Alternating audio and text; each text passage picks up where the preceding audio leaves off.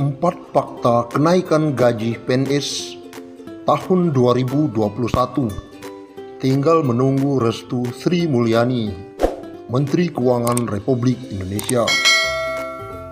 Kementerian Keuangan atau Kemenkeu masih mengkaji rencana gaji aparatur sipil negara atau ASN, di mana Menteri Pendayagunaan Aparatur Negara dan Reformasi Birokrasi PAN-RB Cahyokumolo berencana menaikkan tunjangan kinerja PNS minimal 9 juta hingga 10 juta rupiah.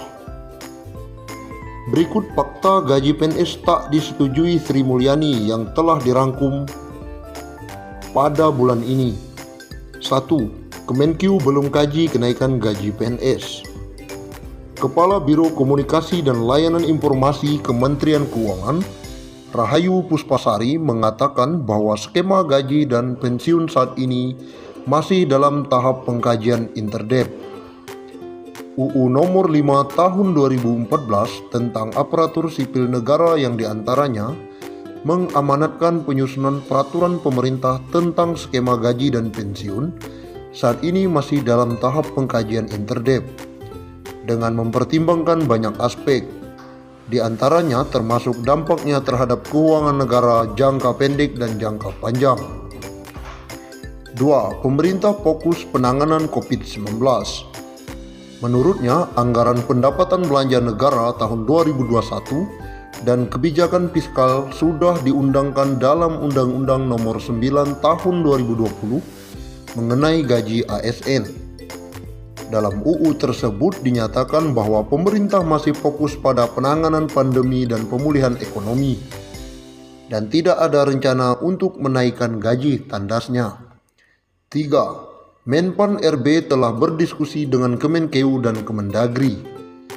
Menteri Pendayagunaan Aparatur Negara dan Reformasi Birokrasi Menpan RB Cahyokumolo menyebut pihaknya selalu diajak berdiskusi dengan Kementerian Keuangan dan Kementerian Dalam Negeri berkaitan dengan membahas masalah penerimaan penghasilan aparatur sipil negara. Diskusi ini termasuk usulan yang bagus dari Menteri Keuangan Sri Mulyani untuk mensubsidi dana pensiun. Adapun penghasilan para ASN, sambung Cahyo, antara lain gaji pokok dan berbagai macam tunjangan. 4. Ini rincian yang diterima PNS. Menurut Menteri Pendayagunaan Aparatur Negara dan Reformasi Birokrasi Menpan RB Cahyokumolo, memang penghasilan yang diterima ASN PNS saat ini meliputi berbagai hal: gaji pokok, tunjangan yang melekat pada tunjangan keluarga, tunjangan jabatan baik fungsional, struktural maupun umum.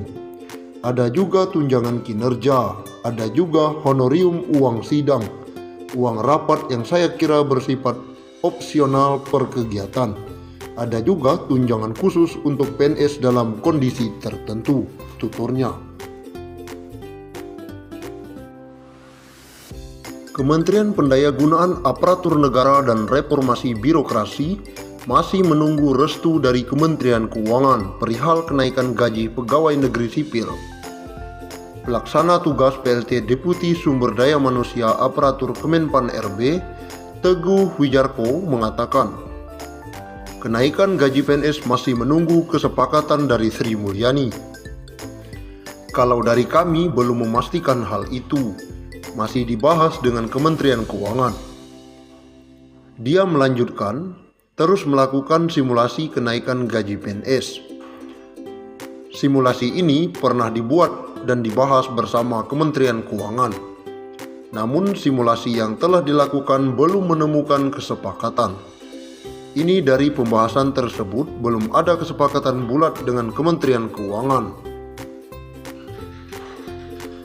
Sebelumnya, pemerintah tengah mematangkan rencana perombakan skema gaji untuk pegawai negeri sipil.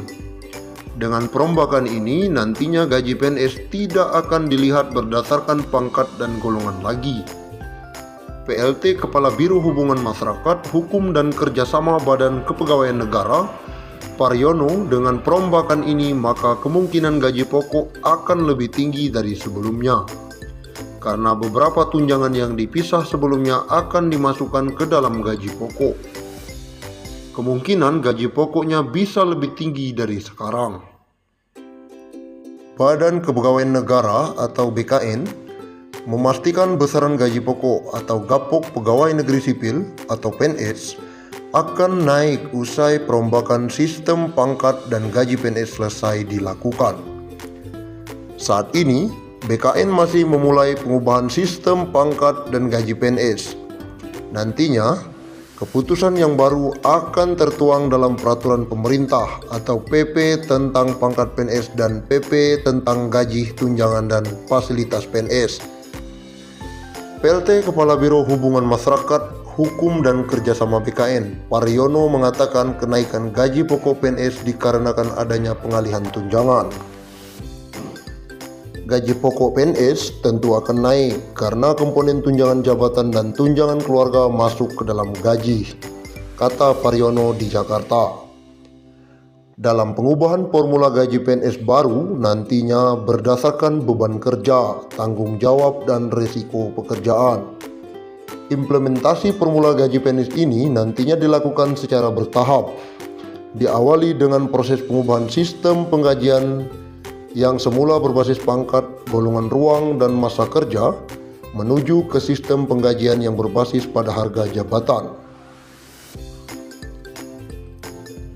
Pengubahan juga terjadi pada formula tunjangan PNS. Nantinya, tunjangan PNS meliputi tunjangan kinerja dan tunjangan kemahalan.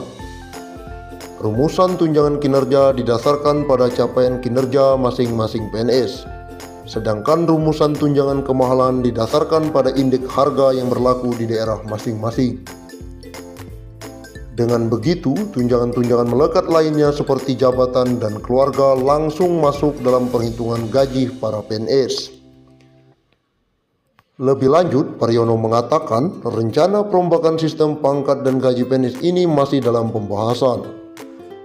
Pengaturan tentang pangkat PNS saat ini masih saling terkait dengan pengaturan tentang gaji PNS sebagaimana yang diatur di dalam PP nomor 7 tahun 1977 tentang gaji PNS sebagaimana telah diubah 18 kali. Terakhir dengan PP nomor 15 tahun 2019. Begitu juga dengan regulasi yang mengatur tentang gaji PNS memiliki keterkaitan erat dengan regulasi-regulasi lainnya seperti jaminan pensiunan PNS, jaminan tabungan hari tua, jaminan kesehatan, dan jaminan lain. Sangat menarik sekali berita hari ini dari BKN. Semoga saja bisa direalisasikan untuk kesejahteraan PNS